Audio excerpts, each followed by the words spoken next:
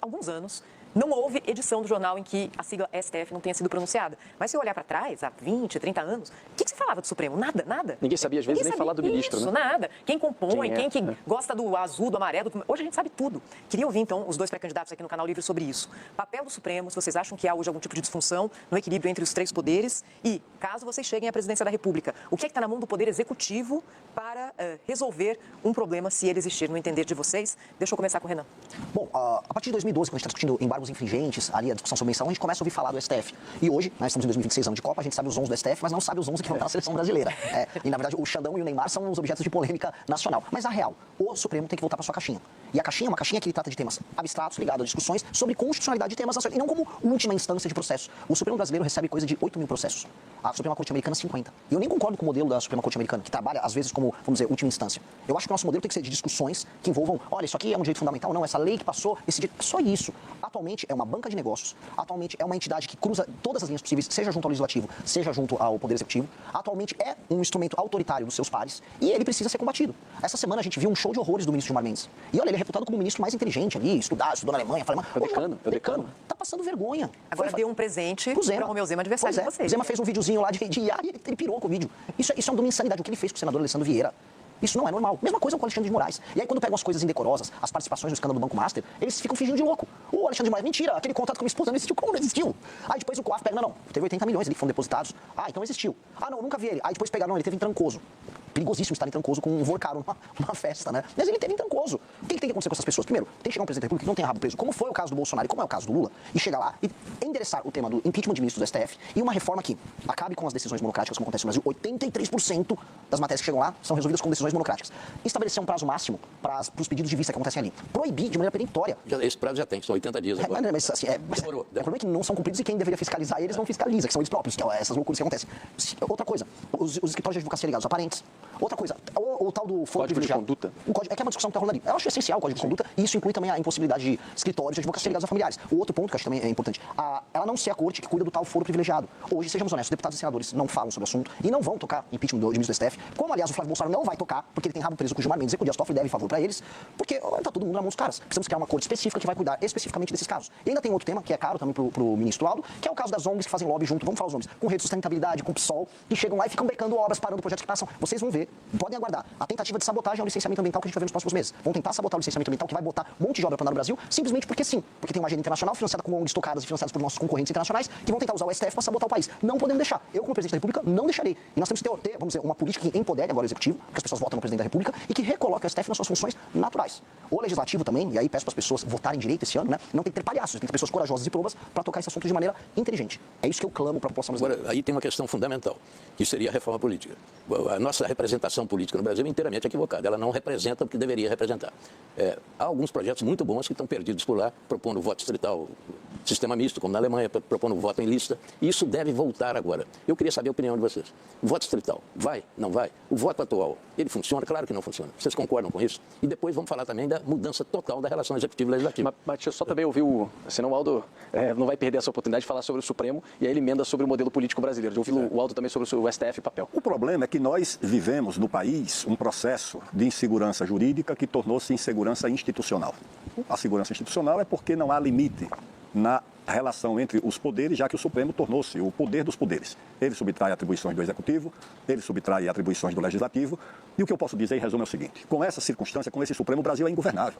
O presidente Lula vai nomear agora, se nomear o doutor Messias, o 11º ministro do Supremo dos governos dele. Com mais 5 que foram nomeados pela presidente Dilma, são 16 ministros do Supremo do mesmo grupo político. Qualquer presidente da República que tente confrontar essa orientação, o PSOL, uma ONG, entra no Supremo e a decisão é revogada. Como é que suspender a Ferrogrão? A Ferrogrão é uma ação de uma ONG com um partido inexpressivo e o Ministério Público.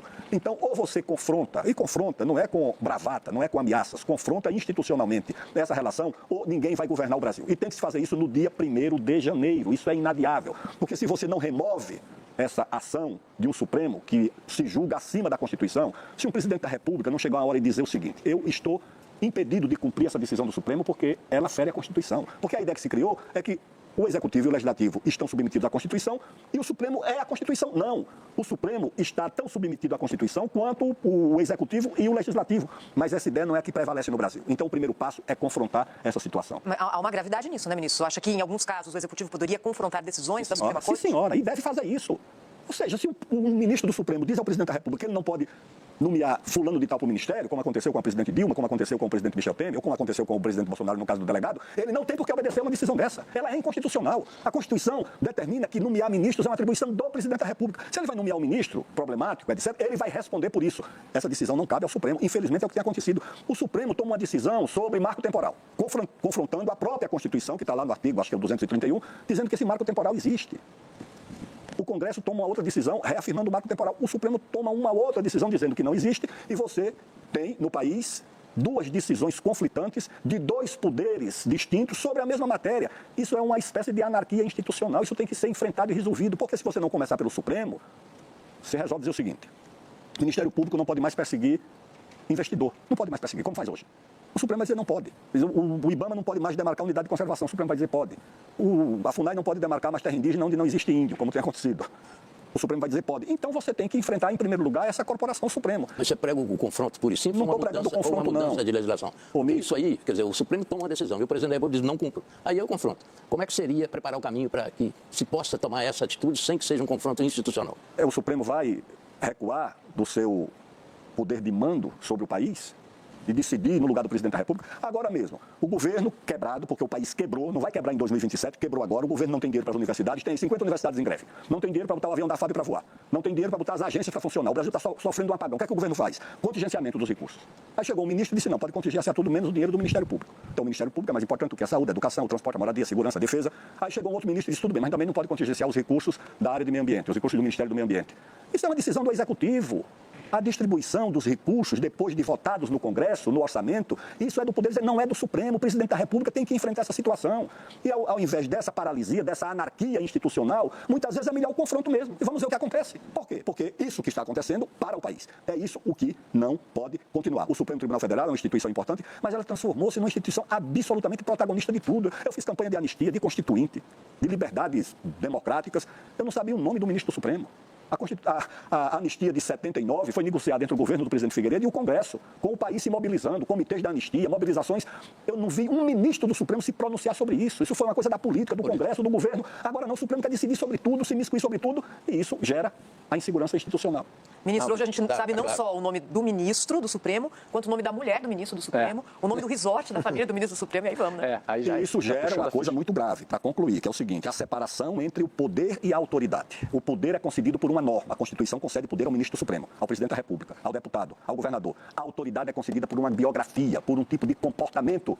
E nós, no Brasil, estamos assistindo o poder indo para um lado, mantido pela norma, pela lei, pela Constituição, mas a autoridade se esvaindo, principalmente no Deixa eu só responder a pergunta minha. Sim, só para equilibrar a questão de tempo, vou pedir só para o Renan responder a questão de reforma política, se o senhor entende que voto distrital pode ser um caminho ou não, e aí eu vou contigo nessa resposta e a gente depois encaminha, que eu preciso equilibrar o tempo aqui. Não, perfeito. Posso até dar um pitaco, trazer um caso claro no que a gente está discutindo aqui? Esse tema do STF é muito importante. Não dá pra gente, infelizmente, ele cobre muito espaço. Caso claro, eu estou falando muito. Dia 5 de janeiro, algumas áreas do Brasil que estão sob comando do crime, eu vou colocar em estado de defesa. Eu tenho certeza absoluta que vai vir uma ação do PSOL vai botar uma ação e vai vir um ministro vai dar uma decisão monocrática barrando. Só que se o pedido do estado de defesa passa pelo processo legislativo certinho, obtive a maioria, conseguir, aí a decisão ilegal não se cumpre. E nós temos que estar prontos para ter um presidente da República que não obedeça uma decisão ilegal que venha do STF. Decisão ilegal não se cumpre. Inclusive já não se cumpriu antes. Uma vez houve uma decisão do Marco Aurélio mandando afastar o Renan Calheiros, 2016. Renan Calheiros, com nenhuma qualidade moral, vamos deixar claro, falou não. Rolou um impasse e derrubaram. Que eu acho que está na hora de fazer isso. O Bolsonaro ficava comprando, a gente comprou muitos conflitos do período do Bolsonaro, em que ele ficava gritando, não gosto do Xandão. Aí depois chorava no telefone com o Xandão, como foi relatado, pediu ajuda para Michel Temer. Não é assim que se resolve. Institucionalmente você vai ter que dar um break. Porque o Supremo vai fazer o quê? Vai te dar um golpe de Estado? Nós precisamos falar, se o processo legislativo foi tocado através dos seus agentes devidamente constituídos, se o presidente, devidamente constituído, entrou, vamos dizer, no cumprimento das suas atribuições com um projeto, isso tem que ser respeitado pelo STF. Não é porque eles querem discutir direitos humanos em Harvard que vai ser derrubado. Isso tem que ficar claro. O próximo presidente da República vai ter que lidar com esse problema. E a gente não vai poder fugir desse assunto. Indo para a questão da reforma política. Eu não acredito no voto distrital puro, porque o voto distrital puro no Brasil é apenas empoderamento do centrão. E a gente tem um modelo político através de emendas e cooptação que é um desastre. E a gente, quanto mais roda o Brasil, mais a gente vê que existe uma versão do voto distrital, que são os políticos que cooptam, vamos dizer, as prefeituras locais, distribuem emendas, compram o voto e se mantêm com suas famílias por muito tempo. A reforma que eu quero, eu chamo de lei de responsabilidade gerencial. É uma norma que altera a seguinte coisa: o sistema de incentivos para o funcionamento das prefeituras. E o foco tem que ser no prefeito. Um prefeito, hoje, ele ganha uma eleição fazendo um show do Wesley Safadão com a emenda do deputado aliado, e aí compra de voto puro e simples. Isso os municípios pequenos do Brasil funcionam assim, e a gente não pode fugir disso. Até porque não existe democracia na prática no Brasil. Um país em que tem compra de voto, a gente tem uma democracia nominal. As pessoas são cooptadas no período eleitoral, seja pela máquina pública, seja pela compra de votos, seja pelo Caixa 2, votam ali no grupo familiar e o jogo segue. Nós precisamos fundir municípios, estabelecer critérios objetivos de avaliação dos prefeitos, de modo a um prefeito, se quiser participar de uma reeleição, ele vai ter que cumprir no mínimo. Se ele tem 10% de cobertura de esgoto naquele município, entrega, vamos por 20%. O IBGE, o IPE, órgãos podem trabalhar nisso. E estabelece esses critérios. Melhora no ranking do SAEB, melhora a cobertura de esgoto, melhora índices ligados ao atendimento nas UBS, nos municípios. Obteve esses índices, participa da reeleição normalmente, pode até fazer seu show do Wesley Safadão. Não obteve esses índices, o prefeito tem que ter uma sanção. E a segunda coisa, que é super simples de resolver: o fundo partidário eleitoral no Brasil, que já é altíssimo, ele não tem que ser condicionado pelo número de tiriricas, ou Nicolas Ferreiras, ou Érica Zilton que você elege no seu partido. Ele tem que ser condicionado a esses critérios de desempenho objetivo dos seus prefeitos. Então, um partido tem os prefeitos obtêm bons índices de desempenho metrificados de maneira objetiva, portanto, atendem ao interesse da população local, mesmo quando a população local não saiba avaliar. A população local no Brasil não sabe avaliar, por exemplo, a importância do saneamento básico. Não cobra, eu quero meu saneamento, ninguém cobra, até porque a obra está acontecendo debaixo da terra. E aí ninguém liga mesmo com o marco do saneamento do ano passado. Então, fazer isso obriga os partidos a, eu quero colocar bons prefeitos que vão obter bons índices de desempenho e assim eu tenho mais dinheiro para reinvestir em mais bons prefeitos e administradores públicos de qualidade. Com esse sistema de incentivo, de um lado, e com a punição para o líder político local e para o partido não poder concorrer à eleição, inclusive ficar inelegível por 8 anos naquele município, aí a gente começa a balancear. A gente estabelece critérios objetivos de avaliação. E isso a gente começa a dimensionar a necessidade das emendas, a função dos deputados federais e a função dos partidos políticos. Porque hoje o partido político é só um nome. Qual a diferença do PSD para o PP, para o União Brasil, para o MDB? Praticamente não serve para nada. A representação popular, do jeito que está, se manteria. Lógico, você vota na eleição. Acontece que o prefeito fica 4 anos no município, Sim. pega aquele município com 2% de esgoto, e aí termina com 2% de esgoto, ou água potável, e a população relege, a população relege ele porque a população está num nível de pobreza que ela naturalizou o absurdo. E aí esse prefeito não tem nenhuma obrigação em aumentar a atividade econômica naquele município, nenhuma, continua com o pires na mão pedindo dinheiro do fundo de participação dos municípios, o dinheiro chega, ele não faz nada de útil, faz o famoso show do Wesley Safadão, do Natanzinho no município, coloca a turma na prefeitura, coopta a galera, faz Caixa 2 com o dinheiro desviado das emendas que estão na casa dos mais de 60 bilhões, e o jogo segue e ele é reeleito. Quando a gente vai nas pequenas prefeituras, nos lugares mais pobres do Brasil, a gente vê isso. Por que é reeleito o prefeito que não melhora nenhum indicador básico? O prefeito, portanto, não está cumprindo seu papel constitucional de atender às demandas da população. E a população não sabe avaliar. A gente vai precisar ajudar a população a avaliar de alguma maneira. E esses critérios objetivos têm que estar presentes nisso. A não ser que a gente aceite as coisas como elas estão. Tudo bem, eu vou ver o Maranhão para sempre, sem rua, sem esgoto e com atividade econômica baixíssima. É isso que a gente quer, a gente chama isso de democracia? Eu não consigo concordar. Então uma reforma tem que passar por isso. Porque se não alterar isso, é distrital misto, é distrital puro, é o modelo alemão, é o modelo português com a lista fechada, não vai fazer diferença. Porque o sistema de incentivos vai ser o mesmo. Aldo,